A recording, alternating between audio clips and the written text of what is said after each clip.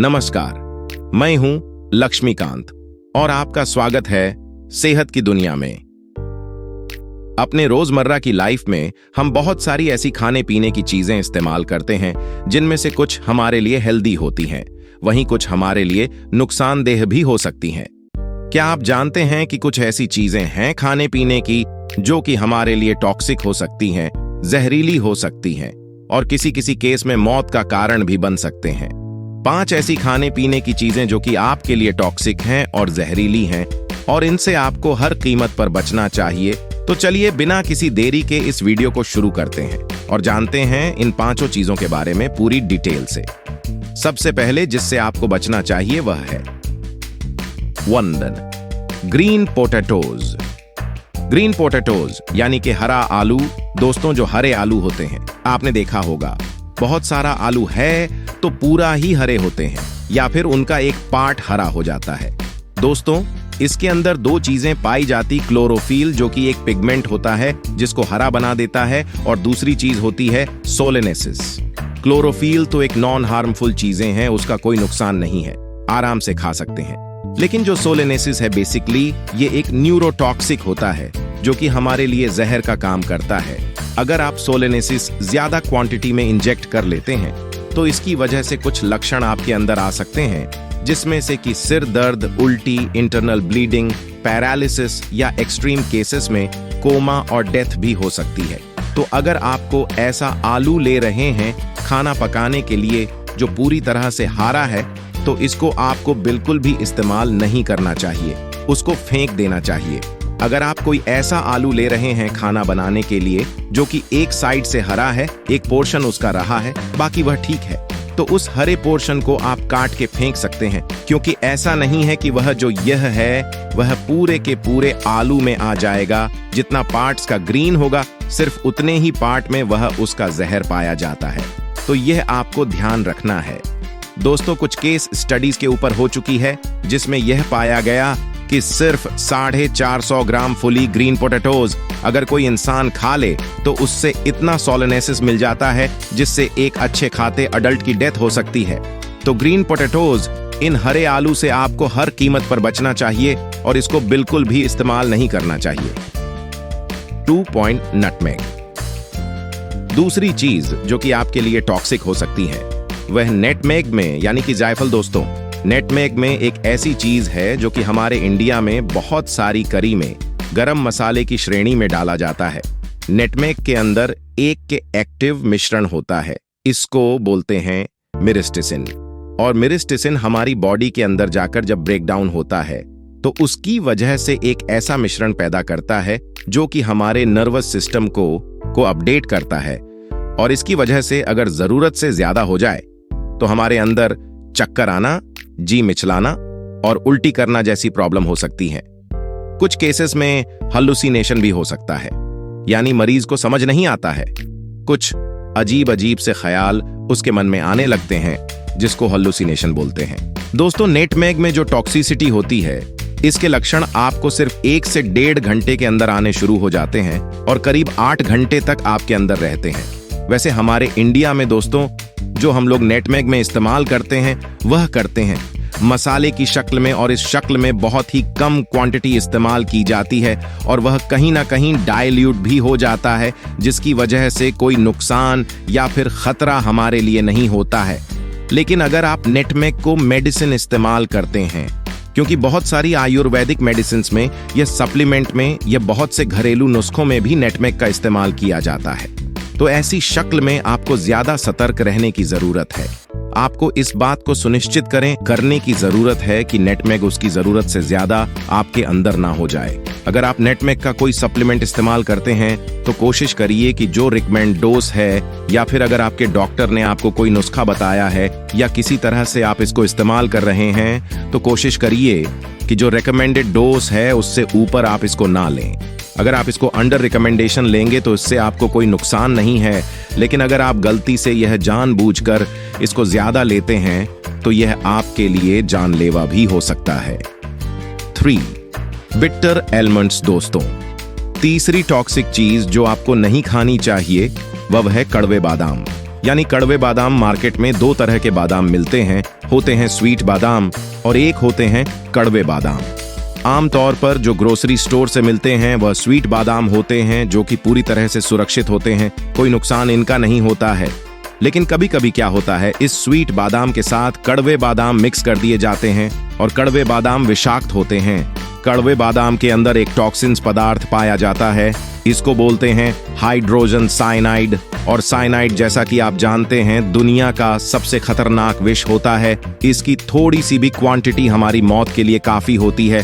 कड़वे बादाम टॉक्सिसिटी को जांचने के लिए कुछ केस स्टडीज भी हो चुकी है, जिसमें यह पता चला कि 6 से लेकर 10 कड़वे बादाम अगर आप खा लें तो वह आपके अंदर सीरियस जहर होने के लिए काफी होते हैं। और अगर इससे ज्यादा खा ले, बीन्स बादाम खा ले, तो इससे आपको इतनी ज्यादा टॉक्सिसिटी हो जाती है कि से डेथ भी हो सकती है। अगर आप कोई बच्चे हैं, यह आपकी वेट कम है, आप अंडरवेट है, दुबले पतले हैं, तो उस केस में आपके लिए खतरा और भी ज्यादा बढ़ जाता है, क्योंकि ऐसे मामलों में कम क्वांटिटी भी काफी ज्यादा टॉक्सिक आपके लिए हो सकती है। इसलिए आपको हमेशा कोशिश करनी चाहिए कि अगर थोड़ा सा भी कड़वा बादाम है दोस्तों, आपको नहीं खाना है, और हमेशा अच्छी क्वालिटी का, अच्छे ब्रांड का और अच्छे स्टोर से स्वीट बादाम लेने हैं, जिसमें कड़वे बदलावों की मिलावट ना हो। 4. Under cooked red kidney beans, rajma toxic चीज, जो कि आपको इस्तेमाल नहीं करने चाहिए, और है under cooked red kidney beans, यानी ऐसी राजमा जो कि पूरी तरह से पक्की नहीं हो। राजमा के अंदर जो लैटिन होता है, जो टॉक्सिक सब्सटेंसेस है, जो कि हमारे अंदर बहुत सारे अलग अलग तरह के टॉक्सिक लक्षण पैदा कर सकता है, जिनमें से कि बहुत ही कॉमन है पेट में दर्द, नोजिया और उल्टी, और एक्सट्रीम केसेस में डेथ। दोस्तों, लैक्टिन जो कि राजमा के अंदर पाया जाता है, यह पकने के बाद पूरी तरह से खत्म हो जाता है। तो आमतौर पर हम राजमा को तेज आंच पर पकाते हैं, तो उसकी वजह से यह पदार्थ खत्म हो जाता है और हमें कोई नुकसान नहीं होता है। लेकिन अगर किसी कारण से राजमा पूरी तरह से नहीं पकाया है या कच्चा खा लेते हैं, तो उसकी वजह से बहुत सारे सीरियस साइड इफेक्ट हमारे अंदर देखे जा सकते हैं। कुछ केस स्टडीज हो चुके हैं राजमा के ऊपर, जिसमें पाया गया कि सिर्फ 5 से 6 दाने कच्ची राजमा के खाने से आपके अंदर बहुत ज्यादा सीरियस साइड इफेक्ट्स हो सकते हैं, बहुत ज्यादा सीरियस टॉक्सिसिटी हो सकती है। तो इसलिए जब भी आप राजमा को पकाते हैं, कोशिश करिए पहले उसको 1 से 2 घंटे के लिए पानी में भिगो दीजिए, और उसके बाद तेज आंच में उसको तब तक पकाए जब तक वह पूरी तरह से गल न जाए, पूरी तरह से खाने लायक ना हो जाए। थोड़ी सी भी कच्ची अगर आपकी राजमा रह जाती है, तो उसके अंदर यह लैक्टिन नाम का पदार्थ बाकी रह जाता है, तो यह आपके अंदर टॉक्सिसिटी पैदा कर सकता है।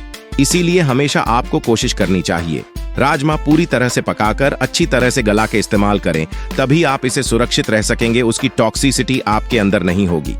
5. ब्राउन राइस, 5वीं और आखिरी टॉक्सिन्स जिससे आपको बचना चाहिए, इसको इस्तेमाल नहीं करना चाहिए, वह है ब्राउन राइस। जी हाँ, ये शायद थोड़ा सा आपके लिए चौंका देने वाला हो सकता है, क्योंकि ब्राउन राइस बहुत ही हेल्दी माना जाता है, और ये माना जाता है कि यह काफी ज्यादा अच्छी चीज है और आपको रेगुलर इस्तेमाल भी करना चाहिए। अगर आप इसको गलत तरीके से इस्तेमाल करते हैं, तो यह आपके लिए जानलेवा हो सकता है। अब कैसे यह आपके लिए विषैला होता है, वह समझ लेते हैं। देखिए, जितने भी राइस होते हैं दोस्तों, इनके अंदर आर्सेनिक कंसंट्रेशन काफी ज्यादा पाया जाता है, और आर्सेनिक बहुत ही टॉक्सिक सब्सटेंसेस होता है, जो कि घातक हो सकता है। हमारी बॉडी के अंदर जाकर यह कैंसर पैदा करने का काम करता है। अब ये आर्सेनिक जो है, यह चावल के अंदर आता कहां से है? देखिए, जितने भी खेती होती है चावल की, उस खेती के दौरान क्या होता है कि चावल के अंदर बहुत सारे फर्टिलाइजर्स डाले जाते हैं, बहुत सारे पेस्टिसाइड चले जाते हैं, और अलग प्रकार की दवाइयां डाली जाती है, और इन सभी दवाइयों के अंदर आर्सेनिक काफी ज्यादा मात्रा में होता है। चावल के अंदर एक के खासियत होती है कि यह आर्सेनिक अंदर से ज्यादा ऑब्जॉर्ब करता है, क्योंकि वैसे तो यह जितनी भी पेस्टिसाइड्स, ये सभी चीजों अनाजों में डलते हैं, लेकिन क्योंकि चावल के अंदर केमिस्ट्री ज्यादा होती है इसको ऑब्जॉर्ब करने की, तो इसी कारण से चावल के अंदर आर्सेनिक कंसंट्रेशन जो है वह बढ़ जाता है। अब क्या होता है कि जब हम चावल को इस्तेमाल करते हैं, तो ये आर्सेनिक धीरे धीरे हमारी बॉडी के अंदर जमा होना शुरू हो जाता है। आर्सेनिक के अंदर खासियत होती है अगर आप इसको थोड़ी थोड़ी क्वांटिटी में भी लेते रहेंगे तो यह हमारी बॉडी के अंदर जाकर जमा होता रहता है और धीरे धीरे ऑड पीरियड ऑफ टाइम जिसका कंसंट्रेशन बढ़ता है तो तब यह हमारी अंदर टॉक्सिसिटी पैदा करता है या कैंसर पैदा करने का कारण बनता है। अगर हम कंपेयर करें ब्राउन राइस को और व्हाइट राइस को दोस्तों, तो ब्राउन राइस के अंदर जो आर्सेनिक कंसंट्रेशन होता है वह व्हाइट राइस के मुकाबले में ज्यादा होता है, क्योंकि जो व्हाइट राइस होता है ये प्रोसेस होता है और प्रोसेस के दौरान जो आर्सेनिक का कंसंट्रेशन है वह उसमें से कम हो जाता है। अब ये सवाल पूछेंगे कि अगर आपको चावल इस्तेमाल करने हैं तो उसको सुरक्षित आप कैसे इस्तेमाल कर सकते हैं? तो बहुत ही आसान है दोस्तों। अगर आप चावल को सुरक्षित इस्तेमाल करना चाहते हैं तो सबसे पहले चीज जो आपको करनी है वह यह है कि आपको साफ पीने के पानी से आपको चावल को कम से कम 4-5 बार, 8-10 बार, जितनी बार भी आप धो सकें उसको अच्छी तरह से आप धो लीजिए। धोने से क्या होता है कि जो आर्सेनिक है वह वाटर के साथ नष्ट हो जाता है। दूसरी चीज जो आपको करनी है वह यह कि चावल पकाने से पहले आपको करीब करीब आधा या 1 घंटा चावल को पानी में भिगो कर रखना है और भिगोने के बाद जो पानी उसका होता है उसको पकाने से पहले उस पानी को भी आपको चेंज कर लेना है चावल के अंदर। बस ये 2 ऐसे प्रिकॉशंस हैं जो अगर आप रेगुलर फॉलो करेंगे तो इससे आपके जो आर्सेनिक की विषैला होने का खतरा है वह काफी ज्यादा कम हो जाता है और आप चावल को बिना किसी परेशानी के इस्तेमाल कर सकते हैं। मुझे उम्मीद है ये वीडियो आपको जरूर पसंद आई होगी और इस वीडियो से आपने आज कुछ ना कुछ नया भी जरूर सीखा होगा। अगर ये वीडियो आपको पसंद आई है तो इसे एक बड़ा सा लाइक जरूर दीजिए। चैनल पर अगर नए हैं और पहली बार वीडियो देख रहे हैं तो चैनल को सब्सक्राइब करना भी ना भूलिए। बेल आइकॉन प्रेस करना तो बिल्कुल भी मत भूलिएगा, क्योंकि उसी से आपको आने वाले समय में हमारी वीडियोस की नोटिफिकेशन मिलती रहेगी। तब तक के लिए अपना बहुत ध्यान रखिए, हंसते रहिए।